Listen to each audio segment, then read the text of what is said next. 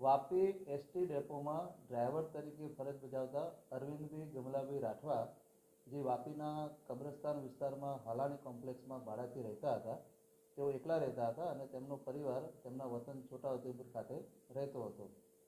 છેલ્લા 10 દિવસથી આ અરવિંદભાઈ તેમના પરિવારના સંપર્કમાં ન હોય, તેથી તેમના પરિવારના સભ્યોએ વાપી આવી તપાસ કરેલી અને તેઓ મળી ન આવતા તેમના પરિવારના સભ્યોએ વાપી ટાઉન પોલીસ સ્ટેશનમાં અરવિંદભાઈ ગુમ થવા બાબતે જાણવાજોગ ફરિયાદ આપેલી હતી.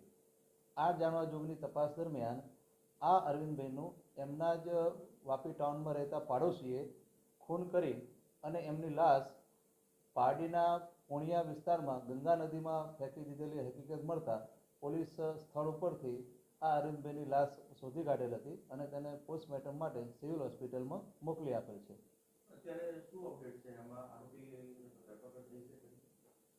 અત્યારે પોલીસે 2 આરોપીની પૂછપરછ કરી રહી છે અને ખરેખર આ અરવિંદભાઈની હત્યા કેવા કારણોસર કરી છે એની વિગત જાણી રહી છે. પ્રાથમિક જે વિગતો મળી છે એ પ્રમાણે આ અરવિંદભાઈ રાજુભાઈ રામસંગભાઈ ઠાકોર નામના ઈસમની બાજુમાં રહેતા હતા અને એમની પત્ની સાથે અરવિંદભાઈને સંબંધો હતા અને આ રાજુભાઈની પત્ની પણ ઘણા દિવસથી ઘરેથી જતી રહેલી હતી. આ રાજુભાઈ એમની પત્નીની શોધમાં હતા. દરમિયાન એમને અરવિંદભાઈ ઉપર શક વહેમ ગયેલો અને અરવિંદભાઈ પણ એમની પત્ની ગુમ થયેલ એ દરમિયાન એ પોતે પણ એમના ઘરે હાજર ન હતા.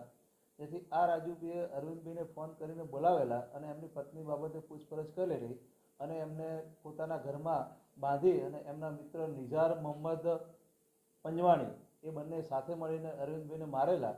એ દરમિયાન અરવિંદભાઈએ આ રાજુભાઈની પત્નીને પોતે લઈ ગયા છે અને વડોદરા મુકામે રાખેલી છે એવી હકીકત જણાવતા આરોપી છે વધારે ઉશ્કેરાઈ ગયેલા અને એમને રૂમમાં પૂરી રાખી અને વધારે માર મારેલ. એ માર દરમિયાન અરવિંદભાઈ મરણ જતા બંને આરોપીઓ ભેગા મળી અને રિક્ષામાં અરવિંદભાઈને પારડી મુકામે પાણિયા બાજુમાં નદીમાં નાખી આવેલા.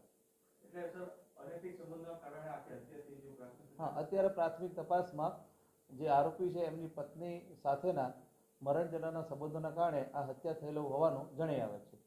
બંને જે છે આરોપીઓ છે તે અને જે મરનાર છે આના અગર ભૂતકાળની વાત કરીએ તો એનો કેવો રહ્યો છે? આ લોકો મેરેજ કરેલા છે પણ કંઈક એવી વાત છે કે આની પહેલા પણ લોકો મેરેજ કરી ચૂકેલા છે. આરોપી છે એ પણ પરણિત છે. આરોપીનું હાલની જે પત્ની છે એની બીજી પત્ની છે અને જે મરણ જનાર છે એ પણ પરણિત છે અને એનો પરિવાર એમના વતનમાં છોટાઉદેપુર ખાતે રહે છે.